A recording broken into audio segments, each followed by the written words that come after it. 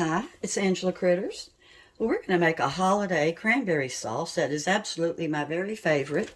And I just started some cranberries. I've got a 12-ounce bag, and I washed them, and I picked through and got out any soft ones. And a few of them had little sticks on top. I got them out. And they're with a cup of water right now on a low heat. And they're going to cook on low for about 5 minutes or until the berries pop.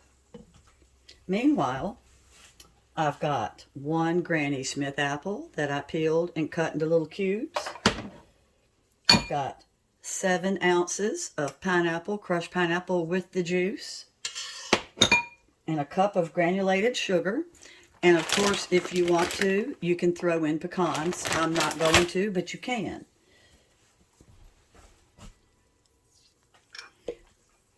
I've got one lemon that I'm getting the zest, and I'm going to get the juice from the one lemon, and that's going to be in there as well.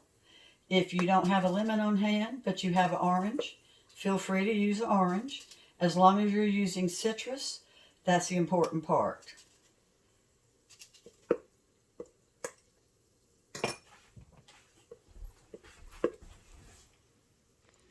So I've got my 1 cup of sugar on top of the blueberries as they pop. Now I went ahead and I let my blueberries kind of pop first, and then I pour my sugar in. I think that gets some of the tartness out. Everybody does it their own way. So I'm going to let this continue to cook for a little bit and let my sugar absorb into my cranberries. So my cranberries and sugar have been on low for 5 minutes. So now we've got the juice of 1 lemon that's going in. I don't use a juicer. I've got some. I just use a spoon and twist it around in my lemon. I've got my lemon zest from 1 lemon. If you put your lemon in the freezer first for a little bit, you get your zest off a little bit easier. We'll stir that up. And then we've got our 7 ounces of the pineapple with the juices. And that was canned pineapple, of course.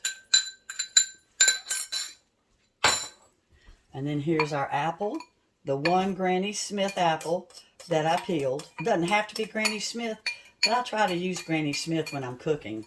And I had some on hand, so I'm going to use that instead of Red Delicious. So these are going to cook 15 minutes on low. And I'm going to walk by and stir them every so often. And of course, I've already got a really pretty container to put them in to show them to you. These are good for 2 weeks in the refrigerator, or you can freeze them for up to 3 months. You'll see they're at a low boil at the halfway mark, and I'm stirring them. And they are on low, on a low temperature as well. Yep, they're on low.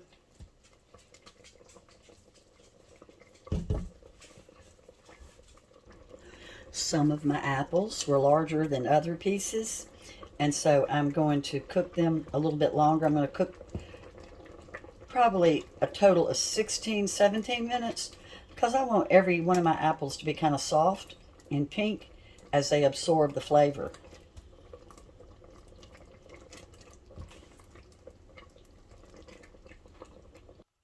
Now, I like mine really kind of almost pureed. So I took mine out of the Calphalon. I didn't want to mess up my finish. And I'm making sure that all my cranberries are popped. And I ended up cooking these a total of 20 minutes on low.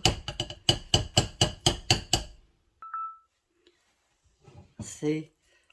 Doesn't that look delicious? It's a real sauce.